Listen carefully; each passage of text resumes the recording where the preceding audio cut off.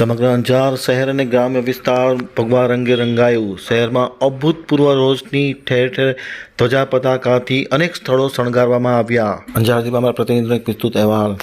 પૂરા 500 વર્ષ બાદ અયોધ્યા ખાતે આવતીકાલે ભગવાન શ્રી રામના નવનિર્મિત મંદિરમાં ભવ્ય પ્રતિષ્ઠા મૂર્તિ મહોત્સવ યોજાનાર છે. સમગ્ર હિન્દુ લોકો આતુરતાપૂર્વક આ ઘડીની રાહ જોઈ રહ્યા છે. દેશ વિદેશમાં વસતા કરોડો હિન્દુઓને આ ઐતિહાસિક દિવસની આતુરતાપૂર્વક રાહ જોઈ રહ્યા છે. ભવ્ય રીતે આ મહોત્સવ ઉજવવામાં આવે તેવી અપીલ પણ વડાપ્રધાન નરેન્દ્ર મોદી દ્વારા કરવામાં આવી છે. દરમિયાનમાં અંજાર શહેરને સમગ્ર શણગારવામાં આવ્યું છે. અનેકવિધ બિલ્ડિંગો, સરકારી ઇમારતો, અનેકવિધ જાહેર સ્થળો ને લાઇટ ડેકોરેશન અને ધ્વજા પતાકા બાંધીને શણગારવામાં આવ્યું છે.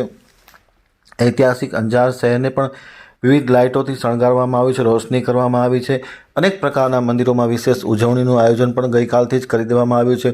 આમ અંજાર શહેર સમગ્ર અયોધ્યાના રંગે રંગાયું છે, ભગવો રંગ ધારણ કર્યો છે. ઠેર ઠેર રોશની કરવામાં આવી છે, ઠેર ઠેર લાઇટોની રોશનીઓ કરવામાં આવી છે. ધજા પતાકાથી શહેરના અનેક વિસ્તારો, અનેક ઇમારતો શણગારવામાં આવી છે. આમ અંજારમાં પણ ભગવાન રામની પ્રતિષ્ઠા મહોત્સવ પૂર્વે અભૂતપૂર્વ ઉત્સાહનો માહોલ જોવા મળી રહ્યો છે.